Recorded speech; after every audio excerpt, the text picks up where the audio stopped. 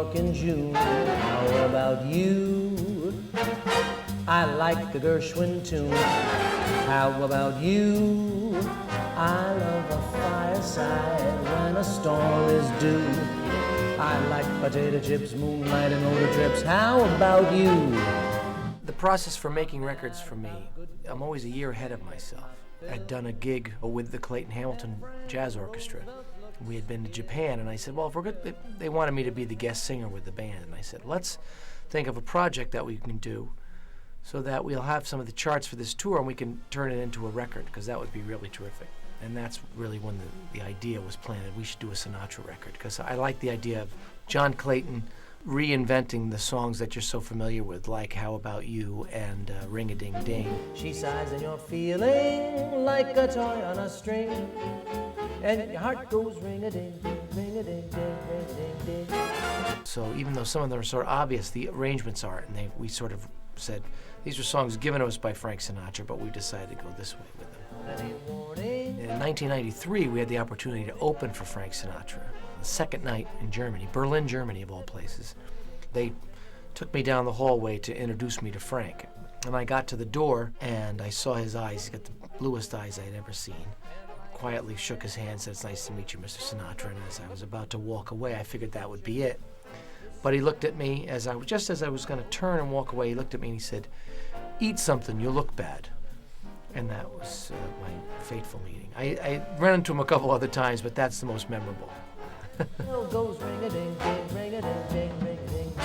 The thing that makes Sinatra so unique is really his interpretive power, the way that he could sing a song about loss and really feel it. He could act a song out and make you feel like he was the loneliest guy in the world, or he was the angriest, or he was looking for a girl, you know, and that's all a part of what makes him unique, was the way that he could act out a song and make you believe that emotion at that time. When you're lonely, heart has learned its lesson. You would be hers if only she would call in the wee small hours of the morning.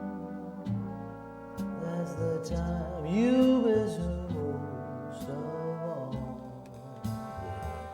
I love the idea that when you work with an arranger, you let the arranger arrange.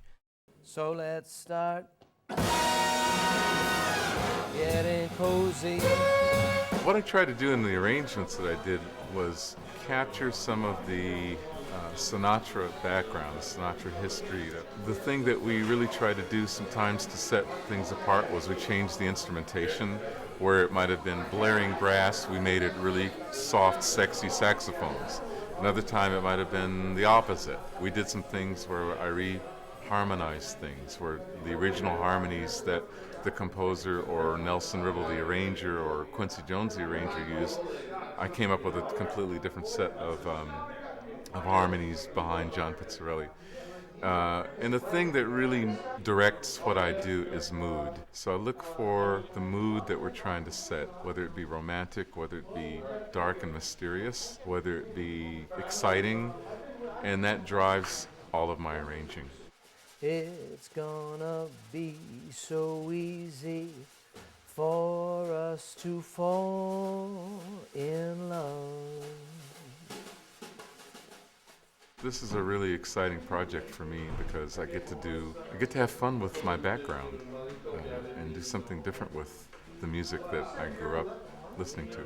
And I love John's musicianship because not only does he sing, he also plays guitar, he also plays jazz solos.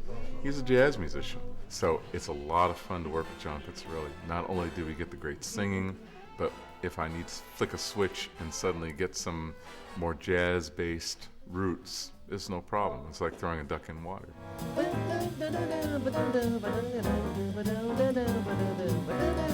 I wanted to be around guys that my father was around because he had such a good time with them. When he had Zoot Sims over, they were laughing and having a great time and playing jazz. And I thought my only way to get to meet these guys is speak their language, is just play their songs. And in our house growing up, there was always a guitar on the couch. So if you wanted to sit down, you had to move the guitar. Well, the kid was hanging around the house, and He was tripping over all my guitars. I said, pick one up and play it. And that's what he did.